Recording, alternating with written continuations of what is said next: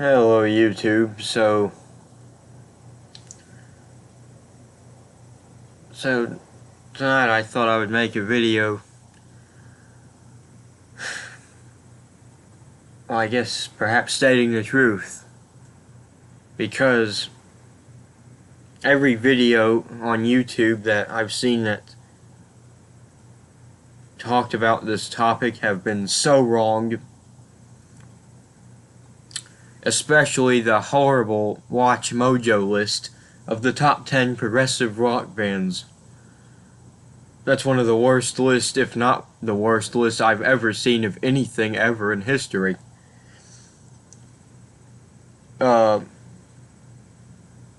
what was their list? 10 was Jethro Tull. 9, I don't remember what 9 was. 9 was Tool. 8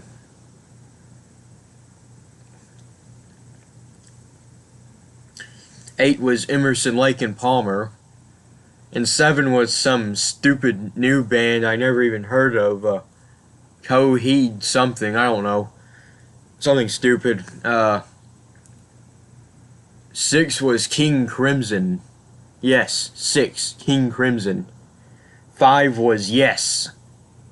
Yeah, Yes was 5. And 4, this was the most insulting thing, Dream Theater was 4. Dream Theater better than Yes and King Crimson? Are you kidding me?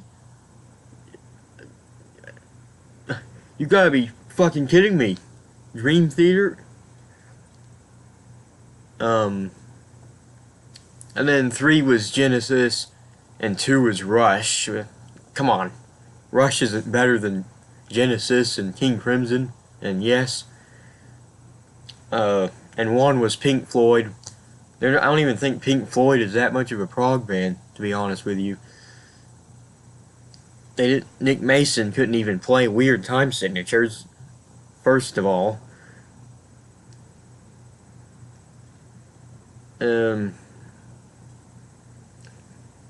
Yeah, as much as I love Pink Floyd, they're one of my favorite bands, they get too much credit for being the best prog band ever.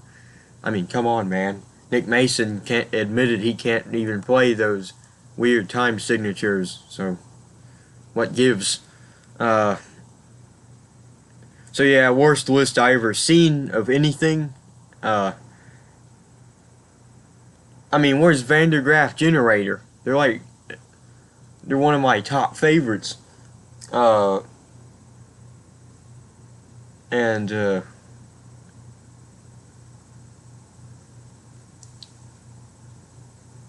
other ones do? I don't know, but come on, Van der Graaf Generator is one of the best.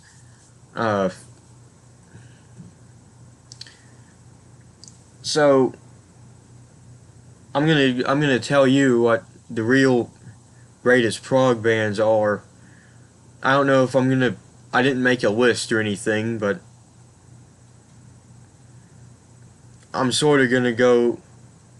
I'm sort of gonna start, at the lower level of the best.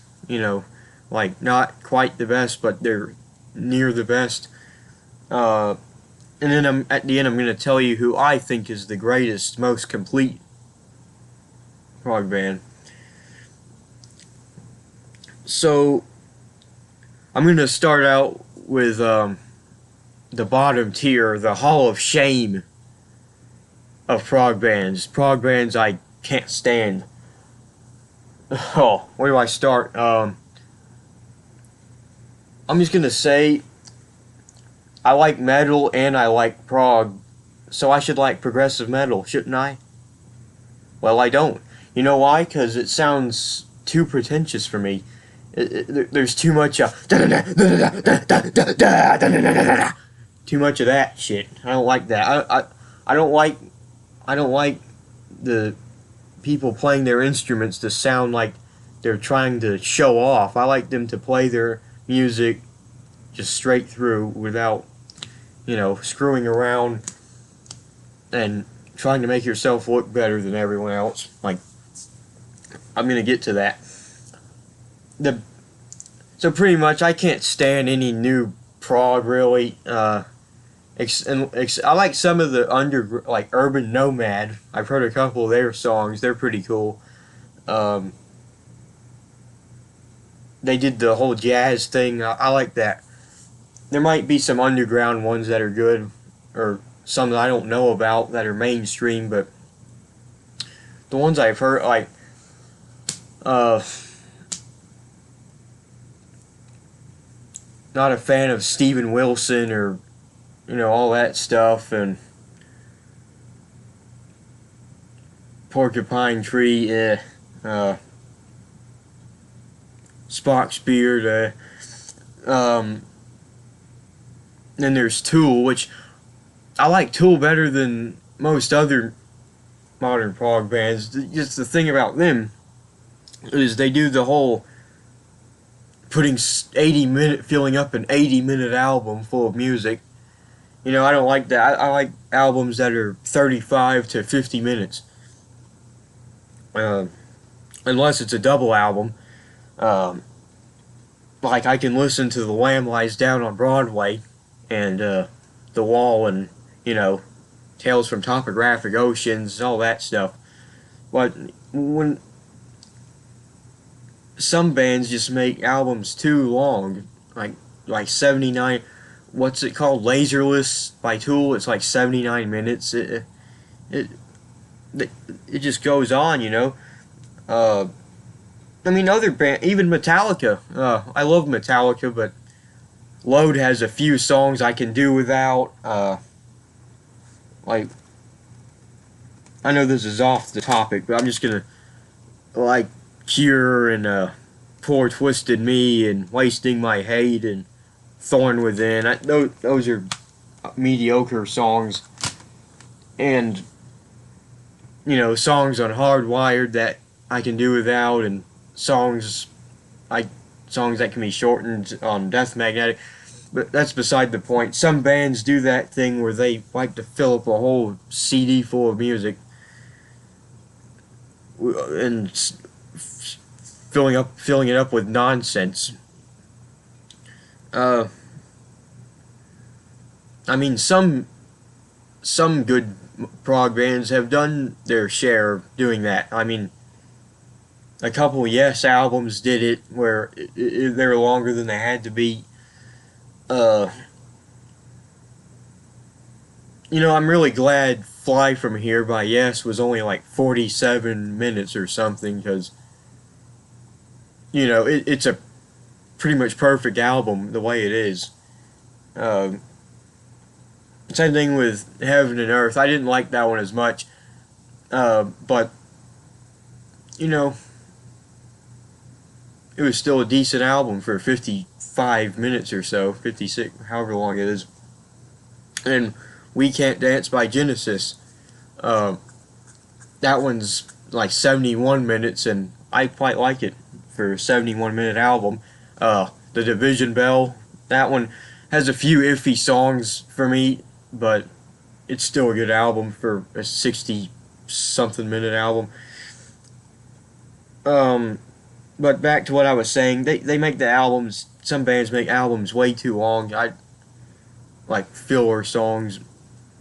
What would you rather do? Make a good 40-minute album, or make a 80-minute album and make half of it nonsense? I don't know, that's just something that bugs me a little bit.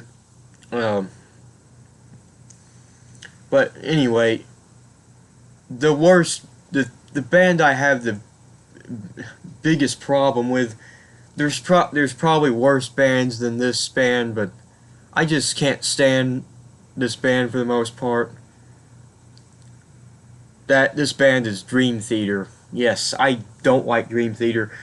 They're utterly pretentious. They do a lot of the all that shit. I can't stand that. I don't know. They look like robots when they play. There's no emotion going on. One song off their newest album, the first, I think it was the first song, the instrumental. It was probably the most miserable instrumental song I've ever heard. It's horrible. Um, so there's a whole bunch of that bombastic shit, the guitar, and that keyboardist that tries to be Keith Emerson on his cheap little keyboard, pressing random settings and going. It just sounded like shit. Something I would have done with my friend in the band room. I mean, it was awful. I don't like the guy's voice. What's his name? Something Labrie. Who cares? I like the first singer better on the first album. That album's actually listenable. When Dream and Day Unite. Horrible album cover though. But one thing I did notice about Dream Theater, I found their 4-minute, 5-minute, singles to be listenable and decently made songs. They're not anything I would seek out to listen to, but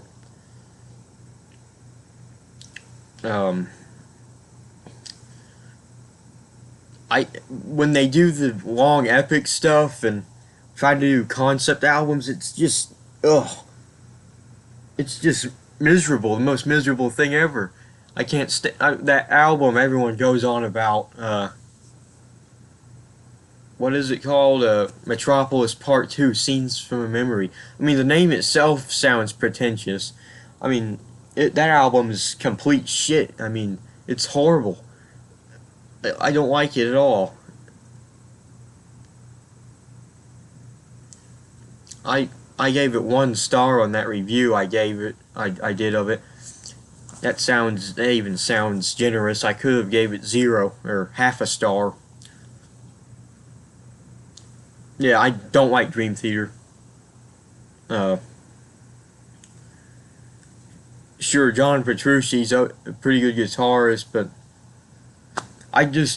they give me a headache. I can't stand it. The guy sounds like a fag. Sorry if that offends you, but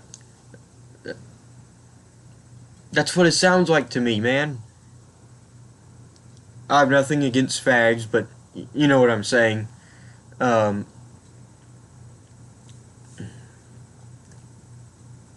yeah, they're in my Hall of Shame, along with those other crappy newer bands I don't like, and that Coheed band, whatever the fuck they're called. So enough with the bad stuff. Now to the better stuff. So there's bands like the Moody Blues and Soft Machine. They were some of the starters of the genre. They were some of the earliest bands that were part of the genre. And they were very important. Of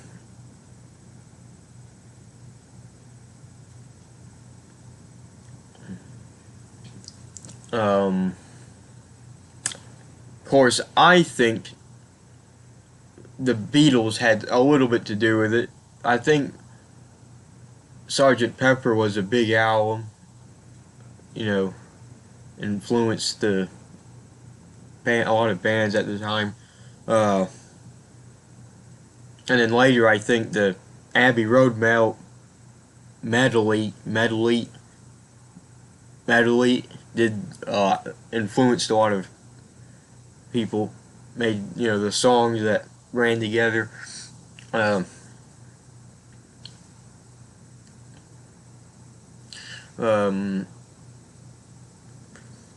People say Pet Sounds has progressive pop. Fuck that. No, Beach Boys. They're the opposite.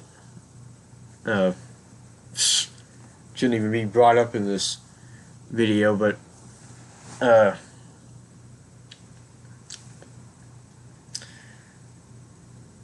yeah, the Moody Blues, Soft Machine, some of the earliest examples. Frank Zappa and probably the first American prog artist. I don't know if he tried to be prog or not, but some of his stuff was.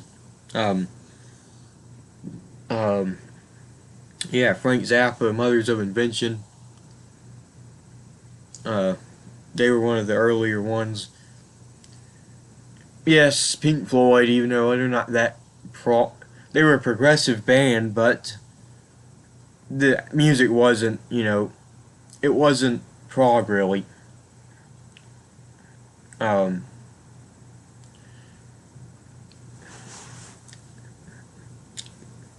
I like Pink Floyd more as a psychedelic space rock band, the early stuff. I like my favorite stuff is from Piper to Adam Hartmother. That's my preferred era. Um, after that they became a perfect band and they were still great in every way, but I don't know, they had more of a charm in the early days. More innocent, not knowing what they're doing. That phase that I liked. I just liked when they were trying new things, trying to accomplish um, making something successful. But yeah, there's Pink Floyd and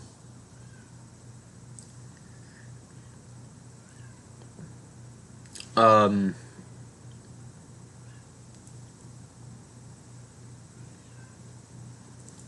and there's also Jethro Tull.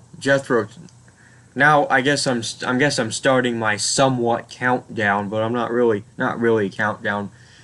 But yeah, I mentioned Jethro Tull. They were Their early albums were really great. Their first six albums, I like their first six albums. Um, but for me, the Passion Play was their last really good album.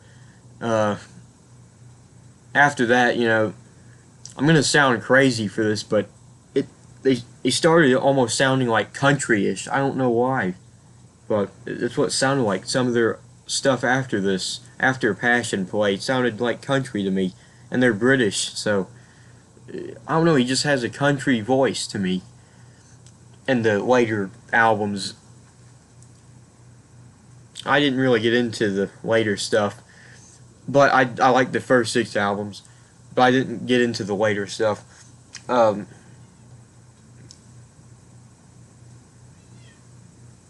Hold on.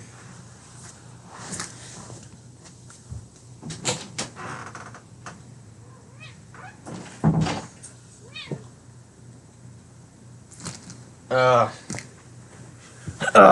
so anyway,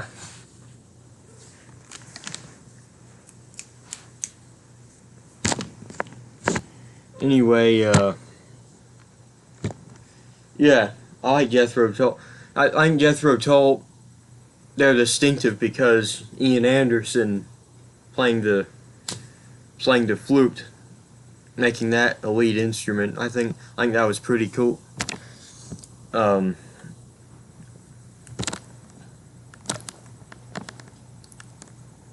um,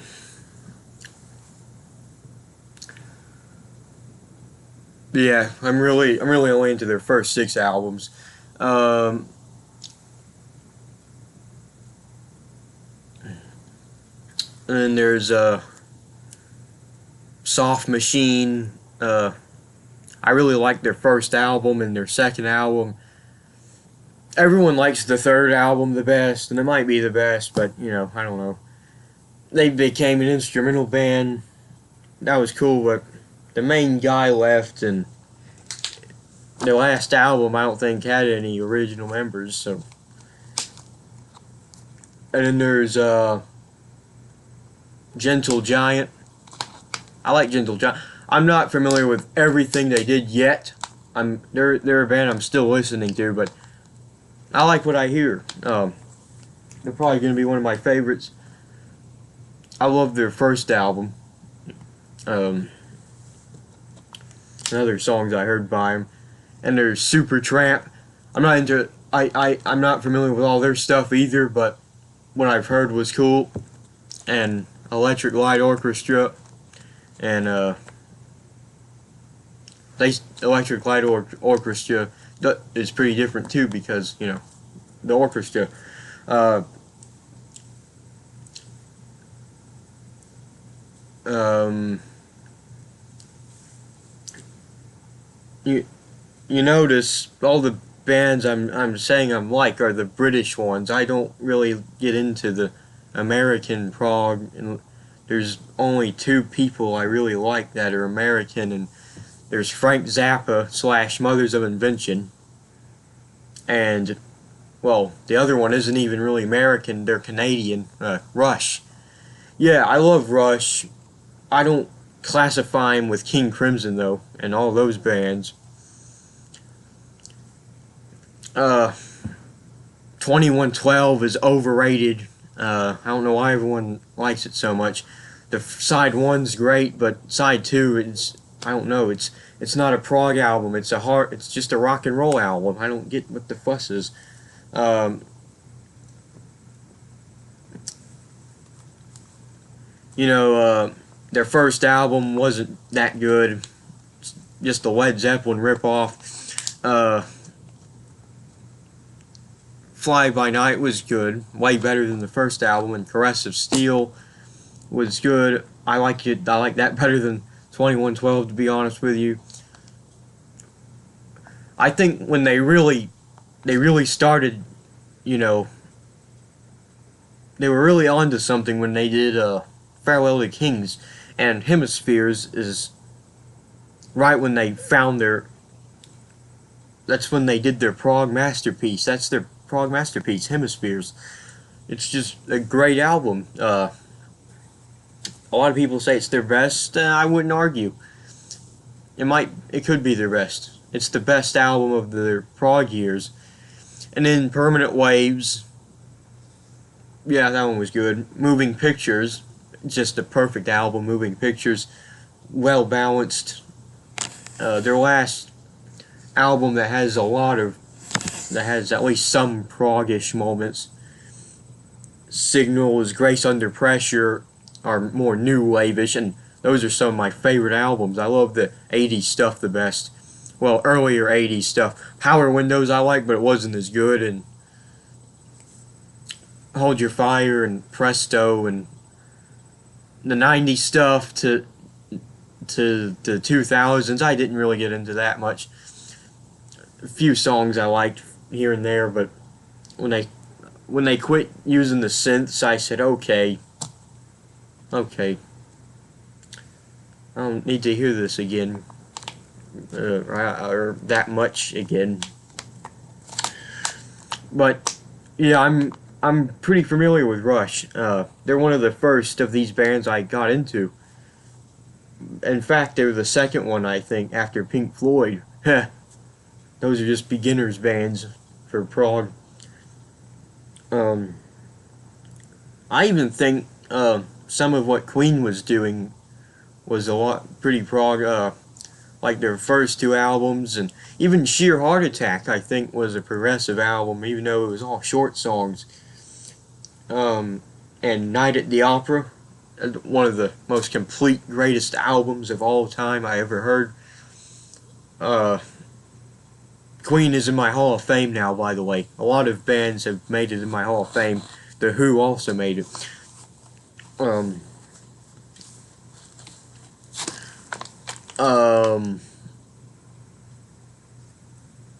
What was I saying? Yeah, Queen was very innovative. They are one of the greatest bands ever, I think. The Beatles are the greatest, but Queen not too far behind. I think they were a progressive band too, kind of like Pink Floyd. They were a progressive band, but most of their music wasn't that proggish sounding, but some of it was. Led Zeppelin even put their hand in, like Kashmir and In the Light, and especially Caris Alhambra and Achilles' Last Stand. I love Caris Alhambra. I know a lot of people don't, but I think it's awesome. And Achilles' Last Stand, and they definitely had their share. Um,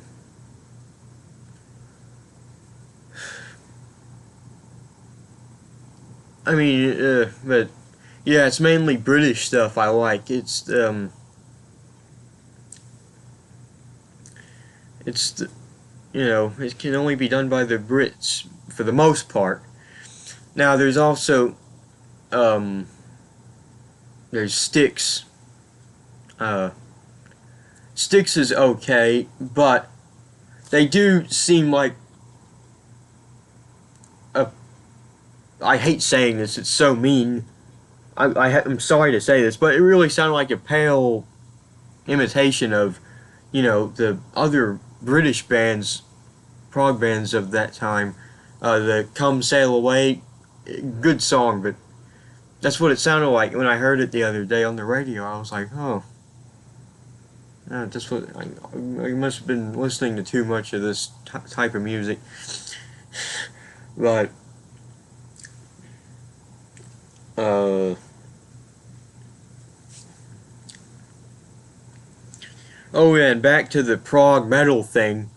If you're gonna ask me what my favorite prog metal band is, I'm gonna say Iron Maiden. No one ever gives them credit, but they're definitely a progressive metal band. They do long songs, weird time signatures, they do all of that. They write thematical lyrics, or Steve Harris does. Sorry, Steve Harris writes the lyrics, not Adrian Smith. But, I mean, come on. They're way better than Dream Theater, all those bands combined. And even Ghost. I like Ghost. They have a couple of proggish songs. They're probably the best band out, the best new band out. I don't like all that faggot new metal shit like Asking Alexandria and all that bullshit. I don't like that stuff. But Ghost, they're really onto something. They're a breath of fresh air, and they do some of the prog stuff, I think. Um, so I need to move it along here.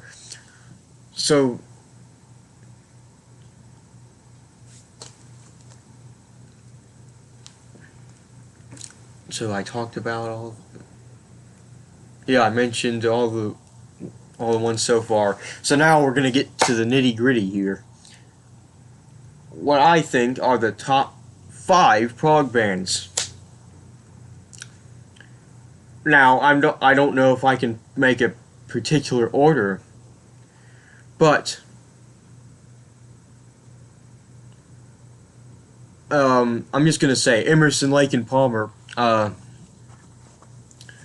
They're 4 or 5. Okay, um, great group of 3 well-trained musicians, especially Keith Emerson. I mean, and Carl Palmer. He's like the most underrated drummer ever, or one of them. Uh, um, but yeah, they're great. I like I like all their albums. I mean, I like some of Love Beach. I like Canario and Memoirs of an Officer and a Gentleman. I don't really care for the last 2 albums they did in the 90s. I like the song Black Moon. That's about it. Um, but overall, a great band. I love their first album, the best probably, and Brain Salad Surgery and Tarkus. Those are my top 3. Uh, I like Trilogy and Works Volume 1 a lot. Yeah, those are probably my 5 favorite albums by them. Um, yeah, Emerson, Lake and Palmer. I mean, Keith Emerson made me want to play keyboard. Um, oh, I found him really awesome keyboardist. He might be the best keyboardist I ever seen. Well, he's definitely up there. And now I'm going to mention Van der Graaf Generator, or Von der Graaf Generator. Uh, yeah, they're awesome. I'm really digging Van der Graaf Generator. Um, I love I like Peter Hamill is one of the most talented songwriters ever. I mean, he writes almost all the Van der Graaf Generator songs, and they're really complex, and I just find him very talented. And I like his, I like his, I like his vocals a lot too. Uh, they're a great band. My favorite album, I'm not sure. Pawn Heart seems to be the popular one. I don't know what my favorite is. I mean, I like Pawn Hearts. But I also like The Least We Can Do Is Wave to Each Other. I love Out of My Book. That's one of the most prettiest songs I ever heard. Look that song up if you haven't heard it. Out of My Book. That one's awesome. Um, um, uh, H to H E. To he's the am the only one, whatever it's called. You know what I'm talking about. That one's good too. I like that one. Killers, the song "Killer" is awesome on that album. The hell was that? Uh, Probably a cat. Anyway,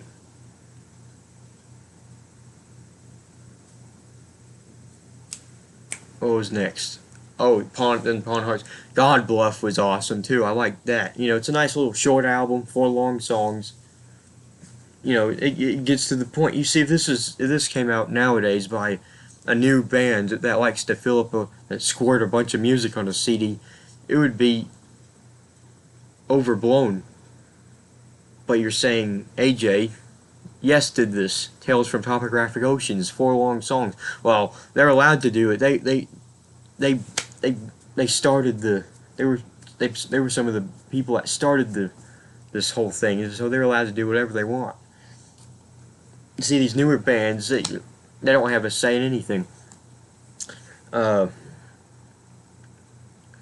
but then there's Still Life, World Record. Oh yeah, the first album was pretty good. The Aerosol Gray Machine. Yeah, I love Van der Graaf Generator. They're awesome. Um, but the top three, the nitty gritty, um, um, Yes is in the top three. You know, what can I say about? I don't know. Yeah, what can I say about Yes?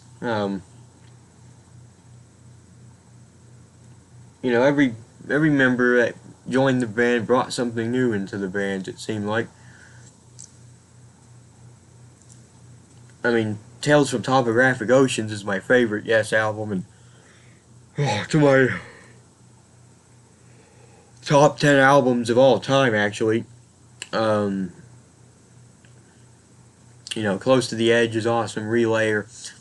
I really love Drama. That's one of my top favorites. Fragile, Yes album, Going for the One, Tomato. I even like Fly From Here a lot. That might be in my top 10 Yes albums. Um,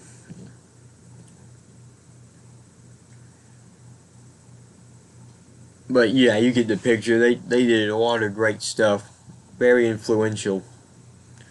Had a lot of very good, like Chris Squire, who I think is the greatest bass player of all time.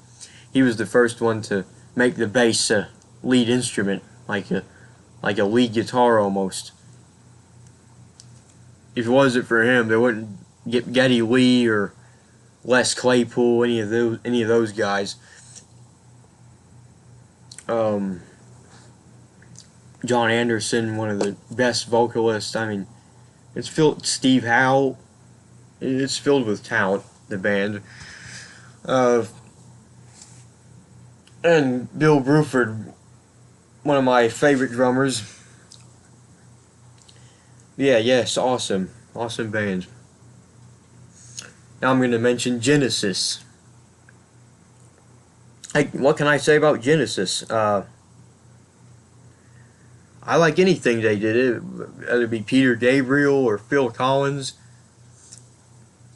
Um,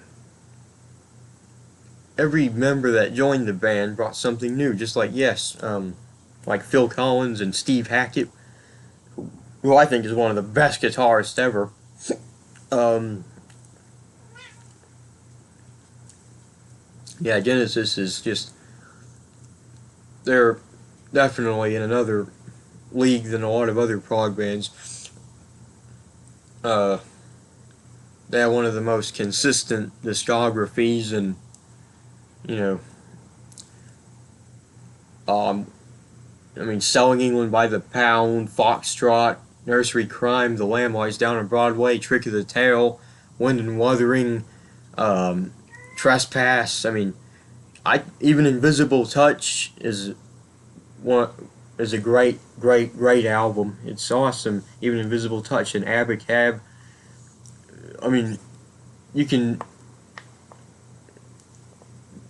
if you said any of these three bands, these last three bands are the best prog band, I wouldn't argue with you really.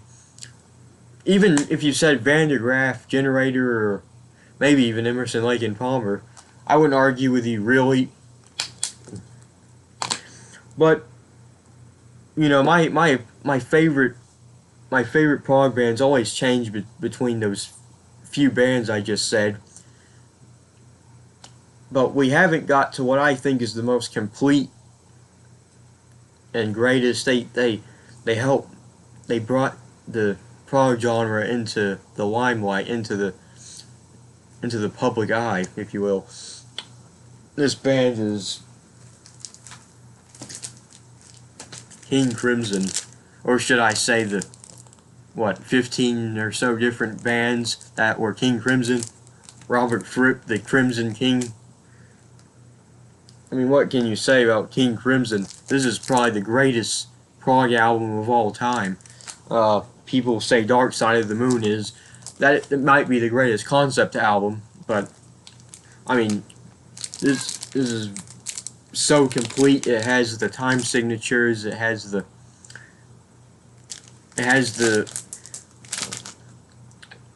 the different types of horns. It has everything. That's not just that album. It's King Crimson's whole discography. They just have the most talented musicians. They all had they're the most complete because they had all the horns and the mellotrons and the violin. David Cross, the violin player. The Tony Levin playing the stick. You got Bill Bruford, the drum giant on drums during a lot of the albums. Robert Fripp's, of course, you got Robert Fripp, distinct guitar playing. I know who it is right when I hear it.